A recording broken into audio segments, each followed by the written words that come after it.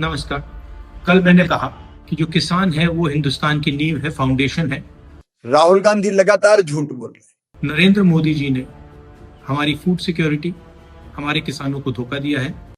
बेशर्मी से झूठ बोल रहे हैं। यूएस के साथ डील करके उन्होंने कपास के किसानों को, सोया के किसानों को, सेब के किसानों को, फल के किसानों को बेच दिया है। और वीडियो से भी उनका झूठ साफ नजर आता है। किसानों को गुमराह करने की असफल कोशिश कर रहे हैं। हिंदुस्तान की कृषि मार्केट पर सालों से विदेश के लोग कब्जा पाने की कोशिश कर रहे हैं। नरेंद्र मोदी जी ने उनके लिए दरवाजा खोला है। देशवासियों के बीच भ्रम पैदा करने की कोशिश कर रहे हैं। नमस्कार। कल मैंने कहा कि जो किसान है वो हिंदुस्तान की नींव है, फाउंडेशन है। और फूड सिक्योरिटी के लिए कांग्रेस पार्टी और हिंदुस्तान लड़ी थी। नरेंद्र मोदी जी ने हमारी फूड सिक्योरिटी, हमारे किसानों को धोखा दिया है। यूएस के साथ डील करके उन्होंने कपास के किसानों को, सोया के किसानों को, सेब के किसानों को, फल के किसानों को बेच दिया है। हिंदुस्तान की कृषि मार्केट पर सालों से विदेश के लोग कब्जा पाने की कोशिश कर रहे हैं।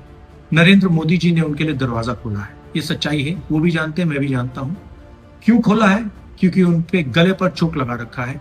डोनाल्ड ट्रंप ने नरेंद्र मोदी की लगाम पकड़ी हुई है। मक्का, कपास, सोयाबीन और फल, ये शुरुआत है। नरेंद्र मोदी पूरी कृषि मार्केट के दरवाजे खोलेंगे अपने मित्रों के लिए, अदानी अंबानी जैसे लोगों के लिए, विदेशी ताकतों के लिए। भारत के किसान और पूरा देश जानता है कि नरेंद्र मोदी किसान विरोधी है। वो अपने मित्रों की मदद करता है। पहले भी वो काले कानून लाए थे, अब उन्होंने विदेशी ताकतों के लिए दरवाजा खोल दिया है। अमेरिका के जो किसान हैं, उनके बड़े बड़े खेत होते हैं, हजारों एकड़ के खेत होते हैं, पूरा मैकेनाइज्ड है और उनको सरकार सब्सिडी देती है। आप जानते हो कि हमारे किसानों के खेत छोटे होते हैं, सही एमएसपी नहीं मिलती है और मैकेनाइजेशन का तो नाम ही नहीं है। नरेंद्र मोदी जी ने देश को बेच दिया है, किसानों को बेच दिया है। आप मेरे ऊपर केस डालो, गाली दो, जो भी आपको करना है करो, प्रिविलेज मोशन डालना है वो डाल दो, कोई फर्क नहीं पड़ता। मैंने पार्लियामेंट हाउस में सच्चाई बोली है। आपको सच्चाई अच्छी नहीं लगे वो दूसरी बात है। देश सच्चाई को समझता है। आप कुछ भी करना है कर लो, मैं किसानों के साथ खड़ा हूं, 1 इंच पीछे नहीं हटूंगा। कांग्रेस प्रेसिडेंट खारगे जी, मैं और पूरी कांग्रेस पार्टी, हमारे सब कार्यकर्ता किसानों के साथ खड़े हैं। ये अन्याय हम नहीं होने देंगे। धन्यवाद। राहुल गांधी लगातार झूठ बोल रहे हैं, बार बार बोल रहे हैं, बेशर्मी से झूठ बोल रहे हैं। और वीडियो से भी उनका झूठ साफ नजर आता है। झूठ बोलकर किसानों को गुमराह करने की असफल कोशिश कर रहे हैं। देशवासियों के बीच भ्रम पैदा करने की कोशिश कर रहे हैं। लेकिन मैं पूरे दावे के साथ कहता हूं, भारत और अमेरिका के बीच जो समझौता हुआ है उसमें देश के हितों को सर्वोपरि रखा गया है। हमारे एमएसएमई, हमारे स्टार्टअप्स, हमारे किसान, हमारे कारीगर, हमारे मछुआरे, सबके हितों की पूरी तरह से रक्षा की गई है। राहुल गांधी बार बार सेब की बात कर रहे हैं।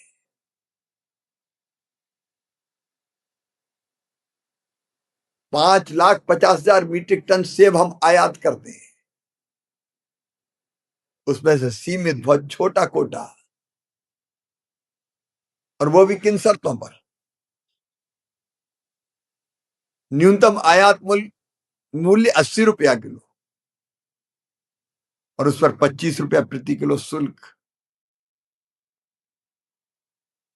मतलब लैंडिंग कास्ट ही 105 रुपया है। फिर किसानों का हित कैसे? अखरोट के मामले में भी लगातार गुमराह करने की कोशिश हो रही है। पहले से ही भारत 60,000 मीट्रिक टन अखरोट आयात करता रहा है। उसमें से केवल 13,000 का कोटा सीमित कोटा दिया गया है। इससे किसानों का अहित कैसे होगा? सोयाबीन और मक्का, कॉर्न पर कोई भी रियायत नहीं दी गई है। राहुल गांधी का यह दावा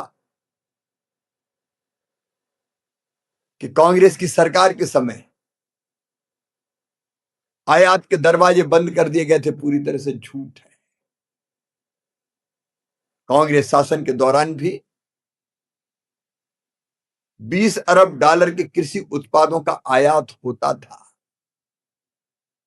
डेयरी उत्पाद भी आयात किए जाते थे। देश को जब जरूरत होती है, जिस चीज की कमी होती है, आयात किया जाता है। राहुल गांधी को देश को यह बताना चाहिए कि वो बेशर्मी से कब तक झूठ बोलते रहेंगे। किसानों को गुमराह करने की कब तक कोशिश करते रहेंगे।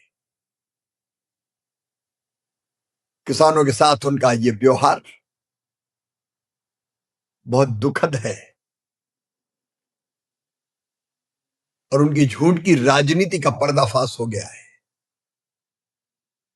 प्रधानमंत्री नरेंद्र मोदी जी का हर पल हर क्षण किसान और देश की सेवा के लिए समर्पित है। उन्होंने किसान के कल्याण की अनेकों योजनाएं बना के उन्हें लागू कर किसान की जिंदगी बदली है और आगे भी किसानों के लिए, उनके हितों की रक्षा के लिए और आत्मनिर्भर और विकसित भारत बनाने के लिए वे काम करते रहेंगे।